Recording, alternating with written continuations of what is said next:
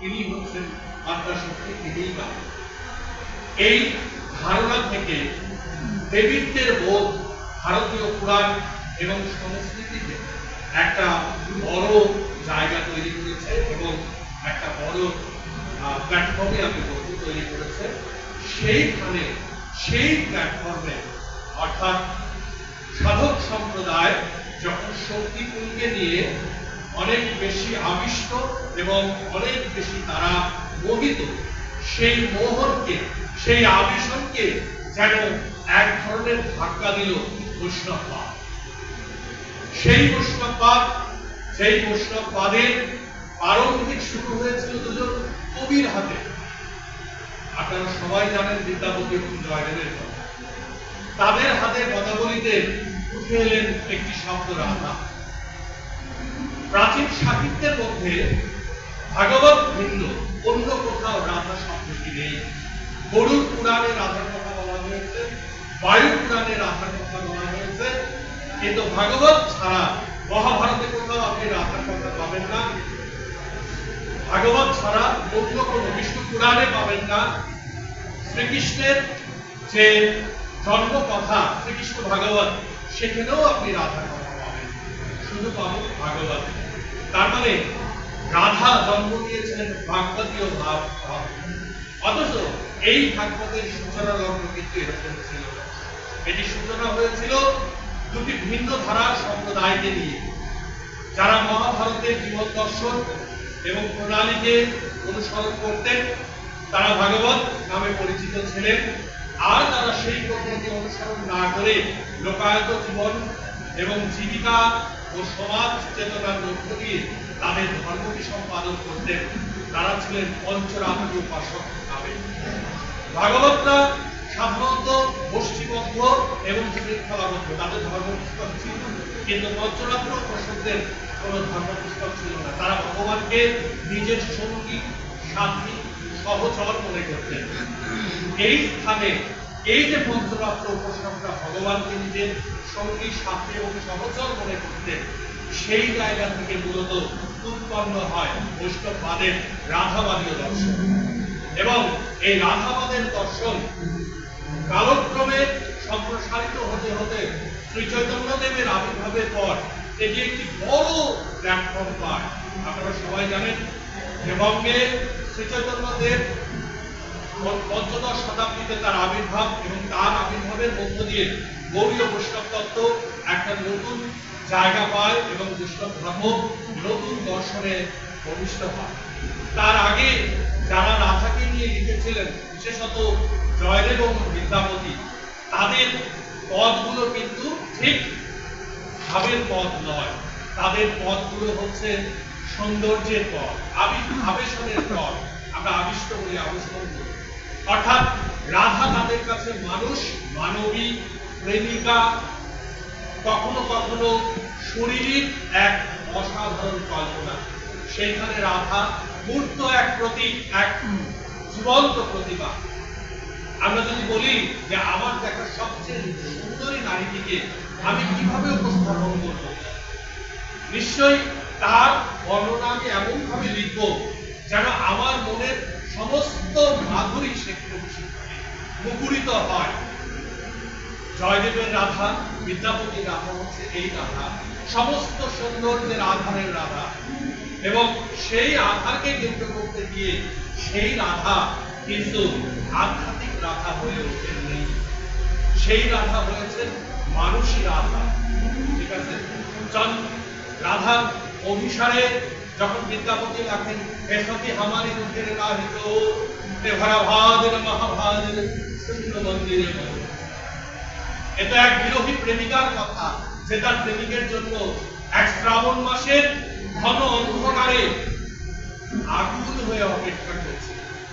এই পথ আমার মধ্যে অনন্ত প্রেমের রস সঞ্চার করে, কিন্তু ভক্তি সঞ্চার করে কি? ভক্তি সঞ্চার করে না। এই ভক্তিবাদ এলো শ্রী চৈতন্যদেবের আগমনের পরে। তিনি বললেন যে এই রাধা সেই রাধা হতে হবে যে রাধা হবে কৃষ্ণের আধার, অর্থাৎ কৃষ্ণ ভজনা করতে গেলে রাধার মাধ্যম দিয়ে যেতে হবে। রাধাকে অতিক্রম না করে কৃষ্ণকে পাওয়া যাবে না। এই কারণে শ্রী চৈতন্যদেব হয়ে হলেন সর্বেতবাদ গুরু, যার এক অঙ্গে রাধা কৃষ্ণ দুইজনই সমাহিত।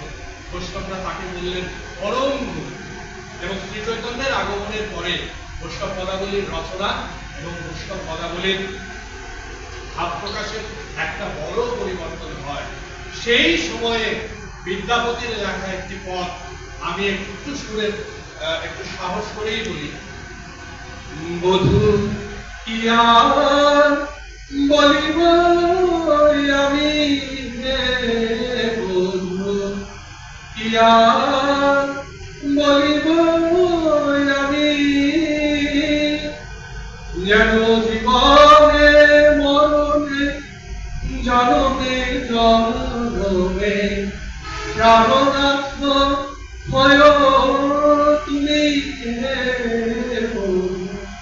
কিয়া বলিব আমি কিয়া বলিব আমি। বধূ মানে প্রেমিকা। কোন প্রেমিকা? ভক্তি ভাবের প্রেমিকা, যিনি আপনাকে ভক্তি মার্গের দর্শন করিয়ে আপনার পরমার্থের কাছে নিয়ে যাবেন। বৈষ্ণব পদাবলীর রাধা তার সর্বাঙ্গ নিয়ে বিকশিত হলেন চৈতন্য পর্বে এসে। চৈতন্য পর্বে যারা লিখলেন তারা রাধার সৌন্দর্যে বিমোহিত হলেন না, রাধার ভাবে আবিষ্ট হলেন। তারা বললেন কৃষ্ণ ভজ, কৃষ্ণ নাম করো, তবু রাধা বিফলে, রাধা বিফল কহি, রাধা পথ সহি। যে পথ ধরো সে পথ রাধার পথ, যে পথ সঠিক মনে করো সেই পথ রাধার পথ। আমার বৈষ্ণব পদাবলীর রাধা এইভাবে সর্বগুণ গ্রাহ্য হয়ে উঠলেন, আধ্যাত্মিক হয়ে উঠলেন, কৃষ্ণ মার্গের সহচরী হয়ে উঠলেন, কৃষ্ণ প্রেমিকা হয়ে উঠলেন। আমি কৃষ্ণ প্রেমিক হিসেবে নিজেকে রাধা হিসেবে কল্পনা করি। আমি পুরুষ, কিন্তু আমার মধ্যে আমি রাধা সত্তাকে নিমজ্জিত করি।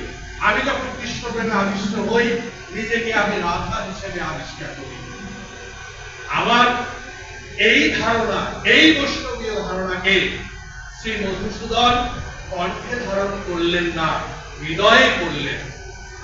বৈষ্ণব সাহিত্যের অসাধারণ এক পাঠক ছিলেন মধুসূদন। তার জয়দেব নামাঙ্কিত কবিতাও আছে একটি। তিনি ব্রজাঙ্গনা কাব্য যখন লিখলেন, এই রাধার এক নতুন রূপ সেই কাব্যে তৈরি হলো। এই রাধা কিন্তু সেই পূর্ব যুগের বিরোহী রাধাও নন, আধ্যাত্মিক স্তরের রাধাও নয়। এই রাধা হচ্ছেন ঊনবিংশ শতাব্দীর বঙ্গীয় রেনেসাঁসের পাদ প্রদীপের নিচে বিচ্ছুরিত হয়ে ওঠা এক নারী, যিনি অনেক অনেক বছর পর ঘুম থেকে জেগে উঠেছেন, মেঘ ভেঙে বৃষ্টির মতো ঝরে পড়ছেন। এ হচ্ছেন সেই রাধা। মধুসূদন বলছেন, আমার এই রাধা, আমি তাকে সৃষ্টি করেছি বঙ্গীয় রেনেসাঁসের সমস্ত আদল দিয়ে। সেই রাধার ভাষণ, যে যাহাকে ভালোবাসে, যে যাহারে ভালোবাসে সে যাইবে তার পাশে। আপনারা কল্পনা করে দেখুন, যখন ঊনবিংশ শতাব্দীতে বঙ্গীয় রেনেসাঁসের শুরু, নারীরা যেখানে পুরুষের সামনে মাথা তুলে কথা বলে না, স্বামীদের কথাই শেষ কথা, সেখানে মধুসূদনের কথা বলছেন, যে যাকে ভালোবাসে সে থাকবে তার পাশে। এ কত সাহসী উচ্চারণ, এ কত আধুনিক, এ কি মধুসূদনের সৃষ্টি। অর্থাৎ আমি যদি বলি, এই মধুসূদন কি আমার সেই হরে মুরারে মধুসূদন, যিনি সত্যি সত্যি জীবের উদ্ধারের জন্য ঊনবিংশ শতাব্দীতে জন্ম নিলেন, যিনি সত্যি ঊনবিংশ শতাব্দীতে রাধিকা নামে এক সমাজ, যে সমাজে নারীরা, বললাম যে সবে বিধবা বিবাহ আইন পাশ হয়েছে, সবে সতীদাহ প্রথা রদ হয়েছে, বাঙালি মেয়েরা মুখ খুলে কথা বলে না, সেই রাধাদেরকে উদ্ধার করার কাছে এগিয়ে এলেন আমাদের মধুসূদন। এবং তার উচ্চারণ, তার অভিষ্ট লক্ষ্য, তার চিন্তা চেতনায় এই রাধা হয়ে উঠলেন 19 শতকের এক আইডিয়াল নারী। আমি এর পেছনেও কারণ আছে। আমরা সবাই জানি মধুসূদন একটা ভ্রান্ত ধারণা যে মধুসূদন ইংরেজির বড় কবি হওয়ার জন্য খ্রিস্ট ধর্ম গ্রহণ করেছিলেন। না, তিনি ইংরেজির বড় কবি হওয়ার জন্য খ্রিস্ট ধর্ম গ্রহণ করেননি। বাবা তাকে জোর করে বিয়ে দিবেন এক সুন্দরী অশিক্ষিত মেয়ের সঙ্গে, তিনি সে বিয়ে করবেন না। তিনি অশিক্ষিত সুন্দরী মেয়ে বিয়ে করবেন না, তিনি বিয়ে করবেন আধুনিক, তার সাথে মদ্যপান করে পায়ে পা মিলিয়ে নাচে এইরকম নারী। তো বঙ্গদেশে তো এরকম নারী নেই। তখন বাধ্য হতে হলে তিনি তার চয়েস পরিবর্তন করতে। আর যেহেতু বাবা জোর করে বিয়ে দিবেন, কাজে উপায় একটি, যদি ধর্ম পরিবর্তন করি তাহলে বাবার হাতে লাগালে থেকে বেরিয়ে গেলাম। শ্রীরামপুর মিশনে গিয়ে ধর্ম পরিবর্তন করে ফেললেন। বাবার আক্রোশ থেকে রক্ষা পাওয়ার জন্য বাবা বাইরে লাঠিয়াল নিয়ে দাঁড়িয়ে আছে। ছেলে বেরোলে তাকে 5 কিলো করে তুলে পালকিতে নিয়ে সোজা নিয়ে আসবে সাগরদাড়িতে। উনি বেরোলেন না শ্রীরামপুর মিশন থেকে। যখন বেরোলেন তখন তিনি আর মধুসূদন দত্ত নেই, তখন তিনি মাইকেল মধুসূদন দত্ত। ফলে বাবা খালি হাতে ফিরে গেলেন, কিন্তু মাইকেল খালি হাতে ফিরলেন না। তিনি বললেন বটে যে আমি হিন্দু ধর্মের সমস্ত কুসংস্কারকে অস্বীকার করি, আমি ঘৃণা করি। এইভাবেই বললেন, আমি হিন্দু ধর্মের সমস্ত কুসংস্কারকে ঘৃণা করি, কিন্তু আমি আমার পূর্বপুরুষের ঐতিহ্য ও পুরাণকে শ্রদ্ধা করি। এবং ঐতিহ্য পুরাণকে যে তিনি শ্রদ্ধা করেন তার একটি একটি স্বাক্ষর রেখে গেছেন। মেঘনাদ বধ কাব্য, ব্রজাঙ্গনা কাব্য, বীরাঙ্গনা কাব্য, সবকিছু তার পুরাণ বিনির্মাণের গল্প, সবকিছুর মধ্যে গান। এই মধুসূদন আসলে 19 শতকের বাংলার ওই সমাজ প্রেক্ষাপটে যখন সবে নবজাগরণ শুরু হয়েছে, চিরঞ্জীব নেতৃত্বে একগুচ্ছ তরুণ বাঙালি হিন্দুদের বিশেষত তাদেরকে কুসংস্কারের পথ থেকে আলোর পথে নিয়ে আসছে। সেই যুগে মধুসূদন যেন মেয়েদের, এই রাধারূপীদের এক প্রাণকর্তা হয়ে দাঁড়ালেন। বৈষ্ণব পদাবলীর সেই ভাব গাম্ভীর্য, জয়দেবের সেই উদ্ভিন্ন যৌবনা রাধা আর থাকলো না। রাধা হয়ে গেল মধুসূদনের সমকক্ষ এক নারী, যে বঙ্গীয় শিক্ষার আলোকে নিজেকে আলোকিত করে আধুনিক মানুষ হতে চায়। আমরা সেই রাধাকে খুঁজে পেলাম মধুসূদনের কাব্যে, মধুসূদনের প্রজাঙ্গনা কাব্যে, মধুসূদনের ভাবনায়। এবং নারীর এই ধরনের চিন্তা নিয়ে তিনি অনেক ছোট তার লেখার মধ্যে ইঙ্গিত করেছেন।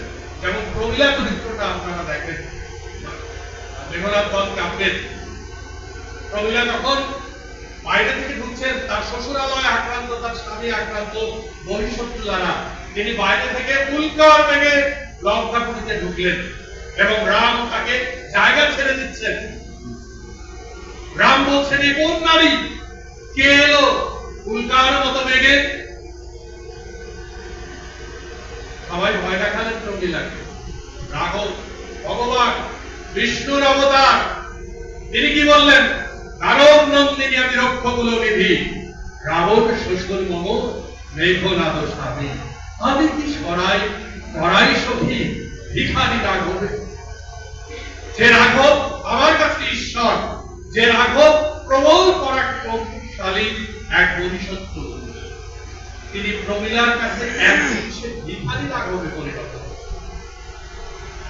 এর চেয়ে বড় পরিবর্তন, এর চেয়ে বড় পুরাণের বিনির্মাণ আর কি হতে পারে?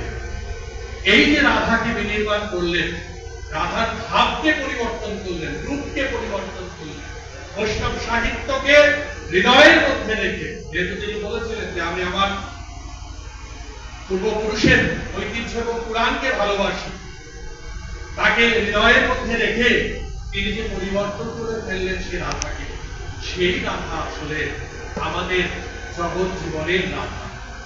মধুসূদন রাধাকে নির্মাণ করেছিলেন বটে, সে ভক্তিভাবের রাধা নয়, সে হচ্ছে সহচরী। আবার সেই সহচরী রাধাকে রবীন্দ্রনাথ আবিষ্কার করলেন 19 শতাব্দীর প্রেক্ষাপটে লেখে। রবীন্দ্রনাথের গানে সেই সময় নারীর ভাবনা ফুটে উঠেছে। তিনি বলছেন, আমি হৃদয়ের কথা বলিতে ব্যাকুল, শুধাইল না কেহ। মধুসূদন কত আগে লিখেছে, কিন্তু মধুসূদনের রাধা হৃদয়ের কথা বলে, মধুসূদনের রাধা হৃদয়কে প্রসারিত করে। মধুসূদনের রাধা বলে, আমার প্রেম আমার, আমার প্রেমিক আমার, তার হাত ধরে চলার অধিকারও আমার। এই সমাজ কি মনে করে তাতে আমার যায় আসে না। সেই রাধা বাস্তবকে নিজের হৃদয়ে অনুসঙ্গ করে, বাস্তবকে পরিমার্জনা করে, নিজের প্রেমকে জানায়, নিজের অধিকারকে প্রতিষ্ঠিত করে। আমার রাধা এই রাধা। কাজেই আমরা যদি দুটো বিষয়কে পাশাপাশি রেখে আবিষ্কার করি, আমরা দুদিক থেকে দুটি অনন্য জিনিস পাব। একটা হচ্ছে বৈষ্ণব পদাবলীর অসম্ভব সুন্দর ভাব, তার রূপশ্রীর রাধা, তার আধ্যাত্মিক ভাবের রাধা, তার শ্রীকৃষ্ণ রূপ পরমাত্মার কাছে পৌঁছানোর জীবাত্মার রূপ রাধা মাত্র। আর আরেকদিকে যদি আমি আমার মধুসূদনের রাধাকে এনে দাঁড় করাই, তাহলে আমি দেখব বঙ্গীয় রেনেসাঁসের পাদপ্রদীপে দাঁড়িয়ে একজন নারী কিভাবে নিজের আত্মগৌরবকে প্রতিষ্ঠা করে নিজের মুখে নিজের নিজের প্রেমকে প্রতিষ্ঠার প্রতি প্রয়াসী হয়েছে। নিজের হৃদয়ের কথা তিনি সম্পূর্ণ অস্ফুটভাবে বলেছেন। আপনাদের সবার মঙ্গল কামনা করি। আমি আমার বক্তব্য এখানে শেষ করছি।